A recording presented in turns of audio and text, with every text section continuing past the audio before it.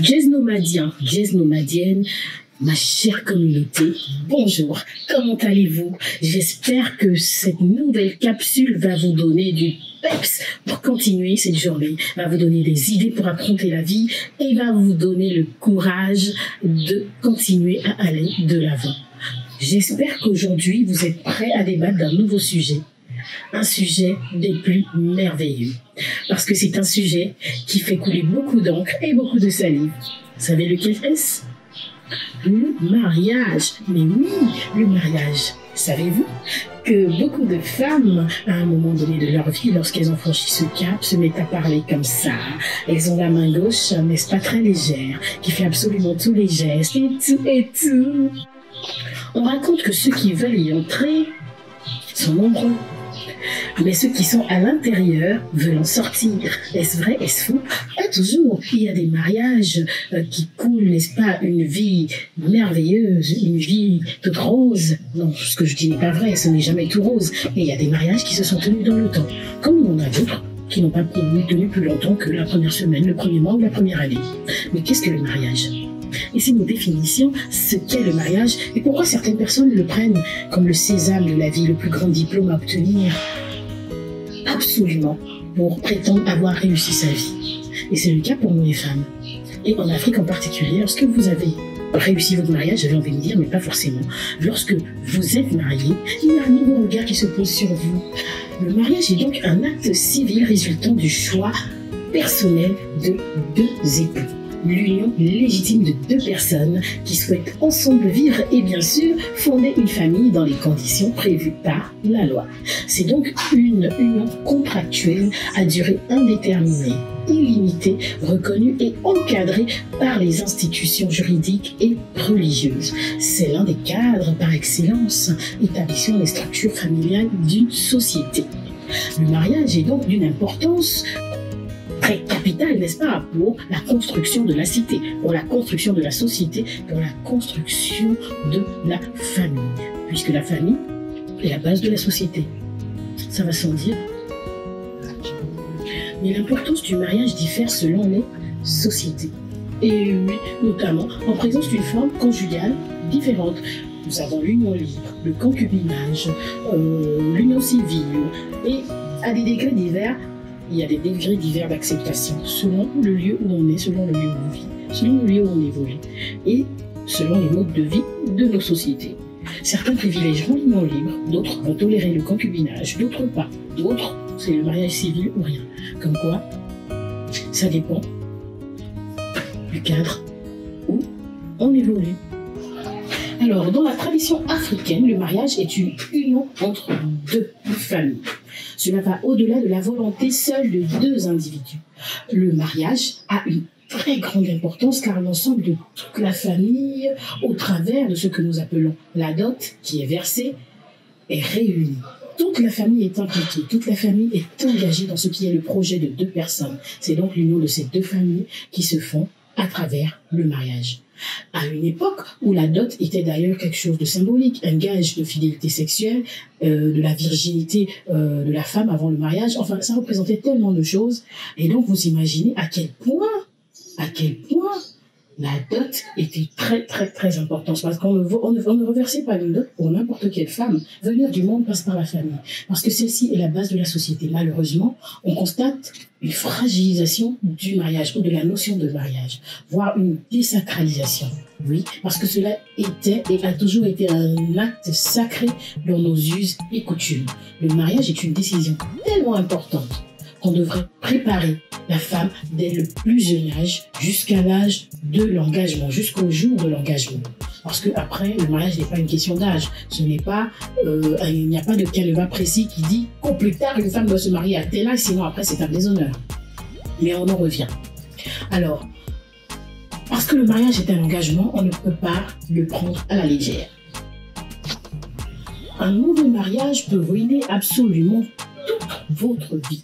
Le choix du mauvais partenaire peut gâcher le reste de votre existence. L'engagement est quelque chose de tellement sérieux et était considéré comme un acte tellement sérieux qu'il était du ressort des parents. Vous vous souvenez, à une époque très révolue, le parent devait choisir, sinon valider le choix de son enfant, parce que c'est un choix qui engage toute sa vie. On doit se demander peut-être pourquoi alors cela a changé, puisque c'est une question de survie. Oui, puisqu'un parent sait toujours qu'il y a le meilleur pour son enfant. Mais lorsqu'un être humain devient adulte, il est le seul, le mieux habilité pour prendre une décision qui concerne sa vie, qui concerne l'orientation de sa vie, peut-être au nom du respect de cette liberté-là.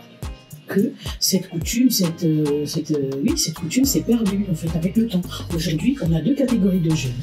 Oui, d'une part, on a ceux qui ont peur de l'engagement, tout simplement, et d'autre part, on a ceux qui ne sont pas prêts à s'engager, mais qui veulent quand même goûter à la vie à deux. Je m'explique.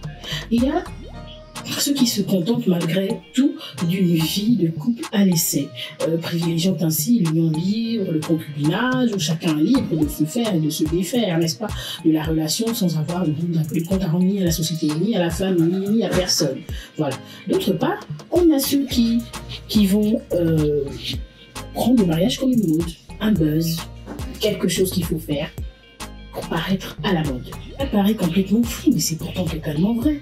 Il y a cette catégorie de jeunes qui pensent qu'on peut juste se marier parce que c'est la tendance et divorcer quand on veut. On peut rompre quand cela nous convient, quand cela nous chante. Il est important que les jeunes prennent leurs responsabilités s'ils veulent grandir et faire grandir la société.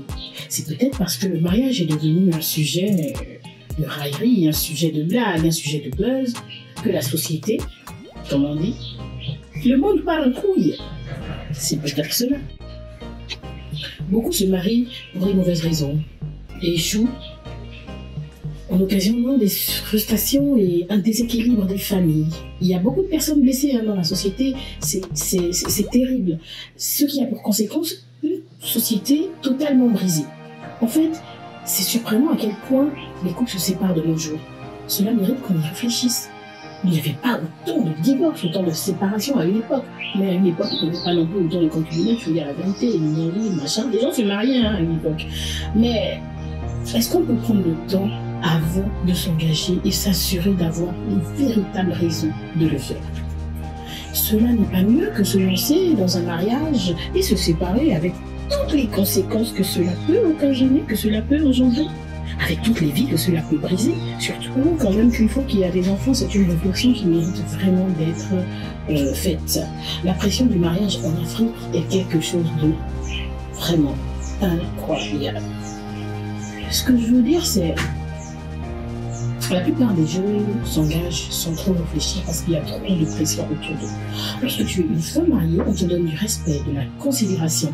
La réussite de la femme passe par le mariage. En tout cas, c'est ce que la plupart des gens pensent, même sans qu'ils ne s'en rendent compte. Même le regard des gens vous dit une femme stable dans un foyer sera prise en exemple dans la société. Encore plus si elle enfante. Voyez-vous des schémas pareils? Et c'est ça. C'est ce qui met la pression aux jeunes et les pousse, surtout les femmes. Toute cette pression fait que les jeunes filles, à un moment donné, surtout si elle a franchi le cap de ses 25 ans, va se précipiter de se mettre dans une relation, d'accepter de se marier avec la première personne qui va lui proposer. Mais il faut que la femme arrive à trouver son propre épanouissement avant d'entrer dans le mariage. Il faut qu'elle arrive à trouver son épanouissement en dehors du mariage. Lorsqu'on cède à la pression sociale et on s'engage trop, sans réfléchir, c'est tout son destin en fait qu'on embarque dans une histoire qu'on ne maîtrise même pas, avec une personne qu'on ne connaît des fois pas. Et lorsqu'il y a des problèmes, vous savez quoi? Vous serez seul face à la dépression, à la violence, à l'humiliation, à la solitude. Vous serez seul face à tous ces mots-là. Arrêtez donc de vous comparer aux autres. Arrêtez de vous rendre malheureux, Arrêtez de vous rendre malheureuse parce que toutes les personnes de votre génération se sont déjà mariées. Toute votre promotion est déjà mariée. Les filles des voisins sont mariées. Enfin, tout le monde autour de vous. Vous avez l'impression que vous êtes la seule célibataire de votre génération. Ce qui ne peut pas être vrai. Donc, arrêtez de vous rendre malheureuse pour ces raisons-là et essayez de vous réjouir pour toutes les bonnes choses de votre vie, toutes les choses dont vous pouvez être fiers. Essayez de vous focaliser sur ce qu'il y a de positif en face de vous.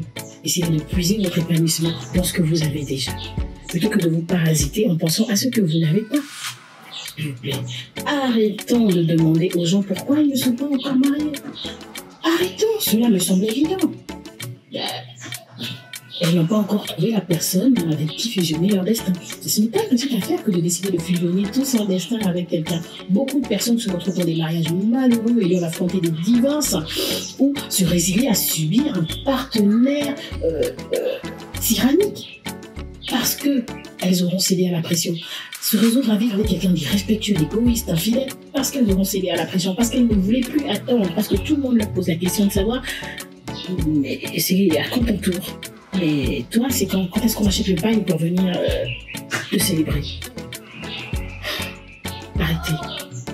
Face au dictat de la société, tu ne dois pas mettre ton avenir en péril. Je sais que c'est difficile. Des fois, tu vis en famille, on veut te voir marié pour nourrir une bouche en moins. Des fois, tu veux juste te marier pour fuir le cocon familial, parce que ça existe. Tu es en conflit perpétuel avec ta mère. Tu te sens de trop. Enfin, t'es la plus vieille de la maison. Tu veux partir. Parfois, c'est toutes les filles de ta promotion, de ta cité, les petites sœurs, les petites cousines qui se marient. Et on te demande, ah tiens, mais toi c'est quand? Je sais que c'est difficile. Je sais que c'est une grosse pression en fait. Mais elle ne te rend pas malheureuse pour autant. Et vous, arrêtez de poser ce genre de questions. Est-ce qu'on se marie juste pour le plaisir? Non, il faut trouver la bonne personne. C'est une décision trop importante. À vous qui passez le temps à complexer les autres, arrêtez. À cause de vous, une femme, un homme se mettra avec la première personne qui voudra l'épouser. À cause de vous, ils se demandent pourquoi ça n'arrive pas. À eux, pourquoi ça n'arrive pas. À eux plutôt qu'au fils du voisin, plutôt qu'à la fille de la voisine. En fait, ils se posent des questions où ils n'arrivent pas. Pourquoi ils se demandent pourquoi ils n'arrivent pas à faire comme vous? Vous savez la torture que c'est? Juste parce que 2-3 personnes posent la question tout le temps. Parfois c'est un oncle, parfois c'est une tante, c'est souvent des proches. Des collègues. Arrêtons. Arrêtez. Vous voulez mettre de l'énergie dans quelque chose? Allez courir. Faites de l'exercice. Faites quelque chose que vous aimez. Occupez-vous de vos foyers dans lesquels vous n'êtes pas forcément épanoui. Allez vous occuper de vos conjoints, de vos enfants, peut-être qui travaillent dans les rues, j'en sais rien, ou qui souffrent de votre absence, plutôt que de mettre votre énergie à stresser ceux qui ont la chance de prendre leur temps avant de se lancer dans le mariage, parce que le célibat est une bénédiction. Demandez à ceux qui sont mariés et vous diront oui, il faut prendre son temps, ce n'est pas une décision à prendre à la légère. Écoute, sache que tu as le droit de ne pas être prêt, de ne pas vouloir te marier avec la première personne, de ne pas vouloir avoir des enfants, enfin bref, ce sont tes droits. Le constat, c'est que ce sentiment est renforcé par les réseaux sociaux, parce qu'aujourd'hui, tout le monde expose sa vie. Tout le monde expose sa vie au grand jour et on a l'impression que tout le monde est heureux autour de nous, sauf nous. Ce qui n'est pas totalement vrai. Il ne faut pas oublier que ce que les gens nous montrent, mais que ceux qui veulent bien nous montrer, ce n'est pas la vraie vie. Ce n'est pas la vraie vie. La plupart de ceux qui sont dans le mariage ne sont pas forcément satisfaits de leur choix.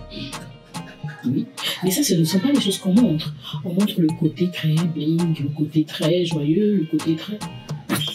Mais je vais vous raconter une petite histoire. J'étais assise dans un restaurant et puis il y a une famille qui est arrivée, hein. Vraiment la famille type idéale, quoi. Le papa, la maman, ils sont tous les deux très beaux, avec de super enfants qui ressemblaient tantôt au papa, tantôt à la maman, tantôt aux deux, mais vraiment une grande famille. Ils étaient beaux, ils sont descendus d'une grosse voiture, enfin bref, ils venaient manger au restaurant. Très bien. Et puis, alors que j'étais assise là, enfin bref, quand je vais noter mon téléphone, je sais plus pourquoi j'étais là, je vais sûrement manger un truc parce que moi je suis très gourmande.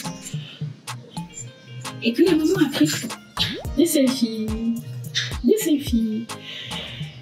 Et après qu'elle ait fait ça, j'ai eu l'occasion de constater que le papa avait pris son téléphone, les enfants étaient sur leur jeu, la maman était, elle, sur en train de commenter, elle mettre un commentaire sur sa photo ou un truc comme ça.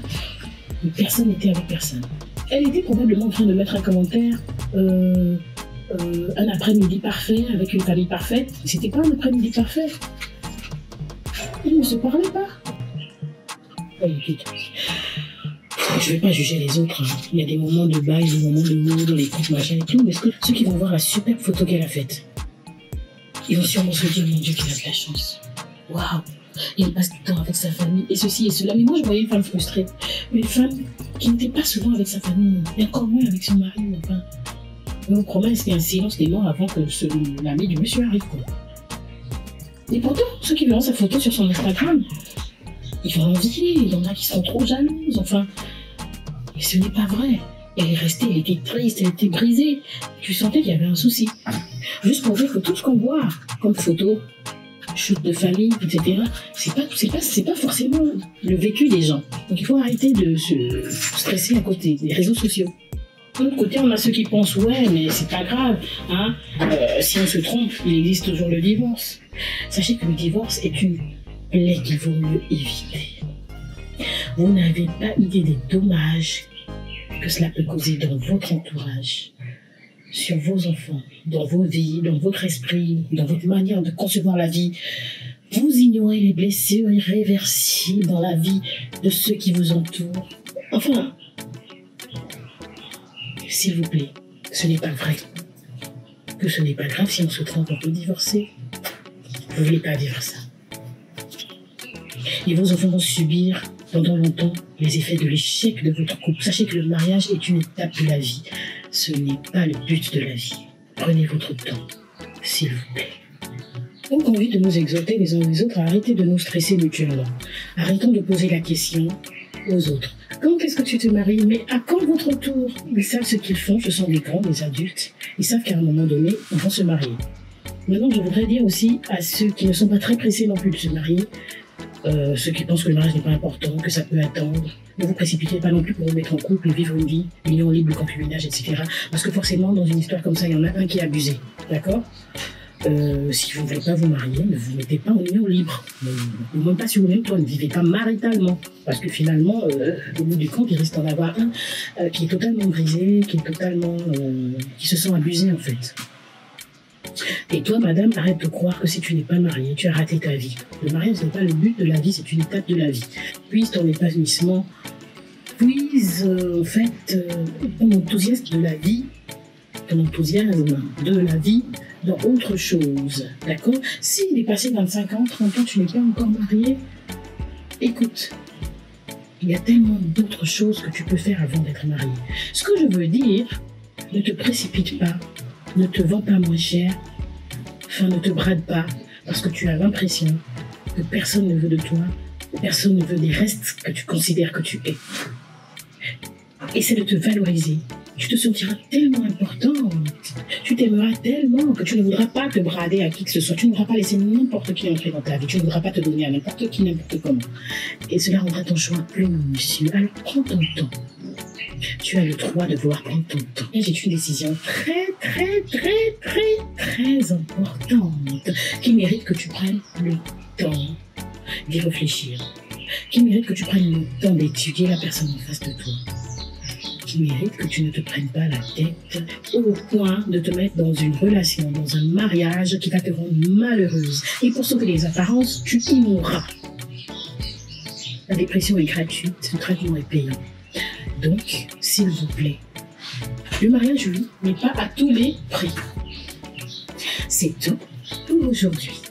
Portez-vous bien, laissez-moi des commentaires, mais surtout n'hésitez pas à me dire ce que vous en pensez. Et encore, faites-moi des suggestions de thèmes que vous aimeriez que nous puissions aborder. Portez-vous bien. Ciao, bientôt. C'est tout pour aujourd'hui.